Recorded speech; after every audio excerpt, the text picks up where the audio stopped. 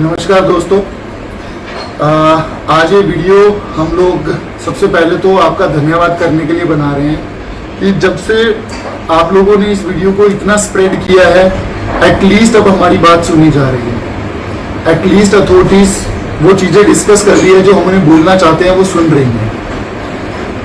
और इस चीज़ के लिए आपका तहे दिल से धन्यवाद, हमारे लिए बहुत ज़रूरी थी। उसके अलावा ये वीडियो बनाने का एक और पर्पज़ है कि जैसे ही वीडियो सर्कुलेट हुआ है, बहुत से यूट्यूबर्स और बहुत से लोग इसके ऊपर वीडियोस बना रहे हैं बिना इस केस की गहराई को जाने, और बहुत से हमें कॉल्स आ रहे हैं बिना इस केस को समझे।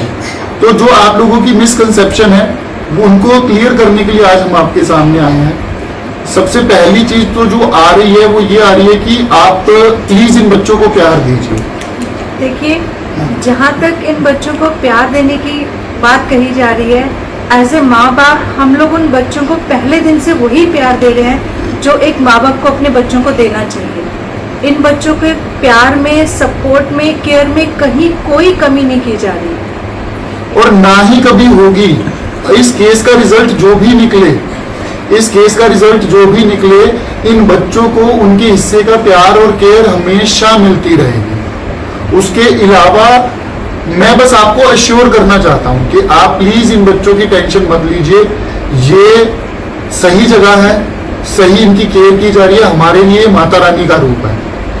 और एक रिक्वेस्ट और हम आपसे रिक्वेस्ट करना चाहते हैं कि ये दोनों बच्चे एडॉप्शन के लिए नहीं हैं। हाँ, सीरियसली प्लीज। बहुत सी कॉल्स आ रही है कि सर हमें एक बच्चा दे दीजिए, हमें दोनों बच्चे दे दीजिए। अरे बिलीव कीजिए, हमारा वो पर्पस नहीं है। ये बच्चे अडॉप्शन के लिए 5 महीने हो गए हैं हमारे पास। हम मीडिया में आके क्यों अडॉप्शन के लिए देंगे किसी को? ये बच्चे अगर इनके असली माँ बाप नहीं मिलते तो ये बच्चे हमारे ही हैं। मैं आपको जो बात शायद वर्ड्स में समझाना चाहता हूँ, शायद मैं अपनी बात को कन्वे पता नहीं मैं कर पाऊँ, क्योंकि मैं मीडिया पर्सन नहीं हूँ, ना मुझे बोलना आता है अच्छे से, सोशल मीडिया में एक्टिव नहीं हूँ। लेकिन आप समझिए, मान लीजिए आपका एक बच्चा आज आपके साथ जा रहा है और उसको कोई चुरा के ले जाए, तो अब आप क्या कहेंगे कि ठीक है वो बच्चा अपने पास रख लो, उसको केयर करो, प्यार करो। आप समझिए, हमारे और इन बच्चों के साथ सेम चीज हुई है। हमारा IVF treatment SCI IVF centre में हुआ ग्रेटर कैलाश में, और हमारे बच्चों का जन्म जो हुआ सर मैक्स हॉस्पिटल द्वारका में हुआ। हमें आज तक ये नहीं पता कि हमारे बच्चे SCI IVF सेंटर में बदले गए हैं या मैक्स हॉस्पिटल में बदले गए हैं। हम सिर्फ अपने बच्चे ढूंढ रहे हैं, और इन बच्चों के माँ बाप परमात्मा ना करे अगर नहीं मिलते तो ये बच्चों की जिम्मेदारी जिंदगी भर की हमारी है। मुझे लगता है कि क्राइम करना जितना बड़ा गुनाह है ना, क्राइम को सहना भी उतना बड़ा गुनाह है। आप समझिए, जो क्वेरीज आ रही हैं कि ठीक है अब आप इन बच्चों को रख लीजिए, ये किसी और की अमानत है। आप सोचिए इन बच्चों के साथ कितना गलत हुआ है कि ये बच्चों ने जन्म लिया, आंखें भी नहीं खोली, और इनके माँ बाप बदल दिए हॉस्पिटल में।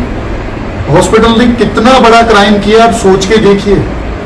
उस पॉइंट ऑफ व्यू से आप एक बार सोचिए उस चीज को। उसके अलावा एक मिसकंसेप्शन और बहुत ज्यादा फैली हुई है कि हम निसंतान दंपत्ति है। IVF के लिए जो जा रहे हैं वो सारे निसंतान नहीं है, और ना ही सभी में कोई प्रॉब्लम है जेनेटिकली या किसी भी तरीके की।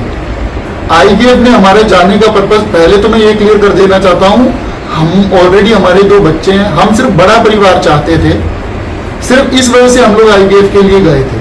और बड़े परिवार की इच्छा रखना कोई गुनाह नहीं है। हम शुरू से हमें एक बड़ा परिवार चाहिए था, और कहीं ना कहीं उस बड़े परिवार के ड्रीम के लिए ही हम IVF के लिए गए। तो आप प्लीज पहले केस को स्टडी कीजिए।